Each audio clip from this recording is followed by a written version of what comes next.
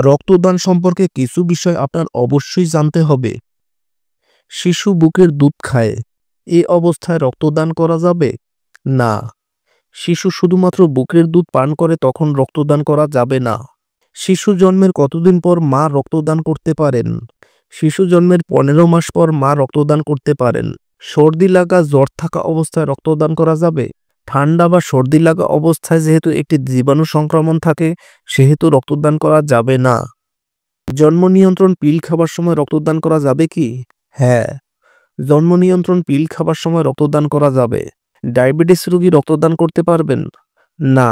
যে সমস্ত ডায়াবেটিস রোগী ইনসুলিন গ্রহণ করেন তাদের রক্তদান না করাই ভালো, তবে বিশেষ প্রয়োজনে তারা রক্তদান করতে পারেন। রোগের ভ্যাকসিন নেয়ার কত পর রক্তদান করা যাবে? না, ভ্যাকসিন নেয়ার অন্তত 4 সপ্তাহ পর্যন্ত রক্তদান করা যাবে না। রক্তদানের পূর্বে কি করা উচিত? আগের রাতে ভালোভাবে ঘুমান, সকালে ভালো নাস্তা করুন, ক্যাফেইনযুক্ত পানীয় চা বা কফি খাবেন না, বেশি চর্বিযুক্ত খাবার খাবেন না, পর্যাপ্ত পানি পান করুন। রক্তদানের সময় কি করা উচিত?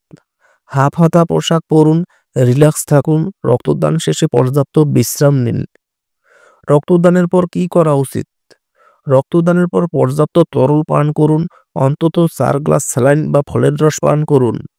5 ঘন্টা পর্যন্ত ভারী কাজ করবেন না, মাথা ঘোরালে শুয়ে পড়ুন এবং পায়ের নিচে একটি বালিশ দিয়ে পা মাথা থেকে উঁচুতে রাখুন। দুশ্চিন্তামুক্ত থাকুন, ধূমপান করবেন না 5 ঘন্টা পর্যন্ত।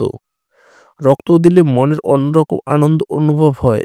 ভিডিওটি ভালো লাগলে এবং অন্যকে সচেতন করতে চাইলে ভিডিওতে একটি লাইক দিন, কমেন্ট করুন, অন্যকেও শেয়ার করুন। ধন্যবাদ।